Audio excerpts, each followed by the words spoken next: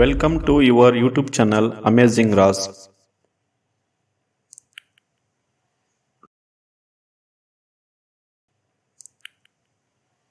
Today we learn about Anglo-Maratha Wars.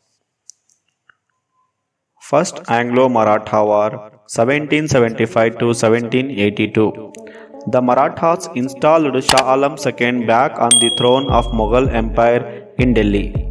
Shah Alam II, who was under the control of the British after the defeat in Buxar War, now the emperor gave Gora and Allahabad to Marathas, which he had earlier given to the British. This resulted in the enmity between the Marathas and the British.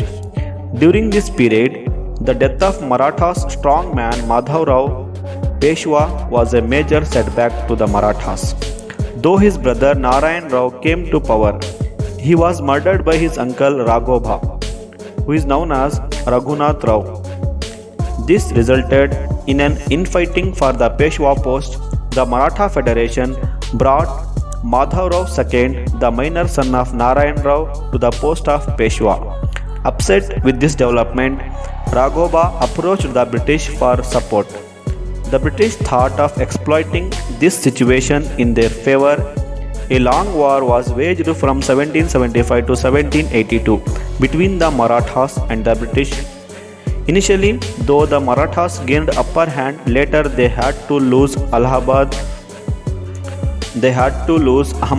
to the British. The Marathas Federation was unable to sustain the war with the British and finally entered into Salbai Agreement and ended the war. Madhav Rao II was named as the Peshwa. Lord Wellesley 1798-1805 and the Subsidiary Alliance. The expansion of the British Empire took place at the faster pace by the arrival of the Lord Wellesley as the Governor General of India in 1798. By this time, the powerful states of Marathas and Mysore had become weak and expansion was easier. Lord Wellesley followed three policies to expand the British Empire in India. They were Subsidiary Alliance, waging war against new states and administrating the states directly that were under the control of the British. Subsidiary Alliance. Lord Wellesley brought this policy into the effect in 1798 in order to bring the local kings under control. This was basically a military protection agreement between the East India Company and the British and the Indian states. The conditions of Subsidiary Alliance. The Indian kings had to keep the British army in their kingdom. The state concerned had to bear the expenses of army and the wages of soldiers and also had to give certain revenue lands as well. The king had to have a British resident in his court. The king could not appoint any other Europeans without the permission of the British. In order to enter into any agreement or pact with any Indian state, the permission of the Governor General was mandatory. In return for all these services, the company would offer protection to the state from any internal or external aggression. The British could place the Indian states under the control through this policy, and to maintain of the army became easy. The Indian states were subjected to severe economic exploitation. Hyderabad was the first state to enter into Subsidiary Alliance. Later, Mysore, Awadh, Tanjore, Marathas, Berar, Arcot, Pune, Gwalior and other states also entered this agreement. Second Anglo-Maratha War 1803 to 1805. The differences among the Marathas chieftains was the reason for this war. There was enmity between Yashwant Rao of Holkar family and Daulat Rao of Scindia family.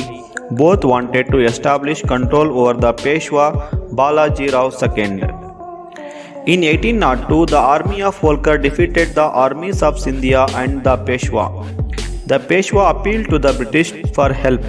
Lord Wellesley finally got an opportunity to meddle in the affairs of the Marathas. The Peshwa entered the subsidiary alliance system by accepting the Treaty of Bassein. Other Maratha families like Holkar, Gwalior and Bhosle formed an alliance opposing this treaty. Lord Wellesley defeated the armies of various Maratha families in 1803 to 1805, but his battle thusness increased the financial burden on the company. On being criticized by this policy, Lord Wellesley resigned from his post and returned to England.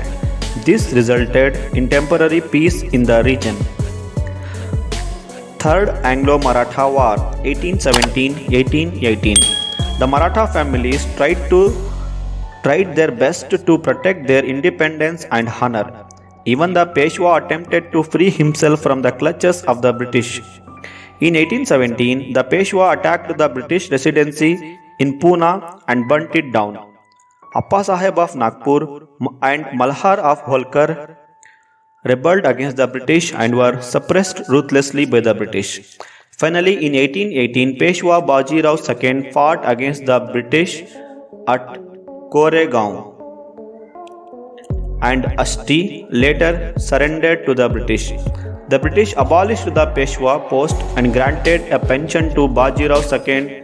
They installed Pratap Simha, the descendant of Shivaji, as the ruler of Satara, a mini state, and named him as the traditional leader of Marathas and suppressed the Maratha resistance. The consolidation of the British power in 1818 to 1857. The British completed their agenda of ruling the entire India from 1818 to 1857. They occupied major states like Punjab, Sindh, Awadh and many other smaller states. Anglo-Sikh Wars. A political anarchy broke out in the Punjab after the death of King Ranjit Singh in 1839. The British attempted to invade Punjab, violating the Treaty of Friendship of 1809 they had with the erstwhile king. In December 1845, a war broke out between the British and the Punjab. Sensing the danger from an outside force, the Hindus, Sikhs and Muslims got together to defeat British. Finally, they had to accept defeat due to few traitors leaders. They signed a humiliating Lahore Agreement in 1846. With this, the British resident became the de facto ruler of the Punjab. Thus, Punjab became the independent state of the British. In 1848, the Sikh opposed the attempts by the British to rule Punjab directly. The opposition was led by Chattar Singh Atariwala in Lahore and Mool Raj in Multan. Again, the people of the Punjab were defeated. Finally, Lord Dalhousie merged the state of Punjab with the British Empire. Lord Dalhousie and the doctrine of lapse. Dalhousie, who arrived in India as Governor General in 1848, made a final attempt to integrate Indian princely states with the British Empire. He adopted the doctrine of lapse policy, whereby the adopted children of Indian kings were refused of their right to throne. According to this policy, if any Indian ruler died childless, his adopted children had no legal right over the throne. Such a state was merged with the British Empire. Princely states like Satara, Nagpur, Sambalpur, Udaipur, Jhansi, Jaipur and others came under this policy. The Governor General knew the conditions of the states. He used this policy as a political weapon.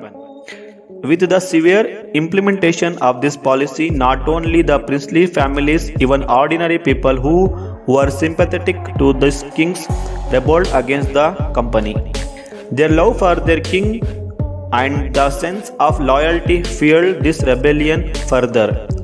This finally resulted in the First War of Indian Independence of 1857.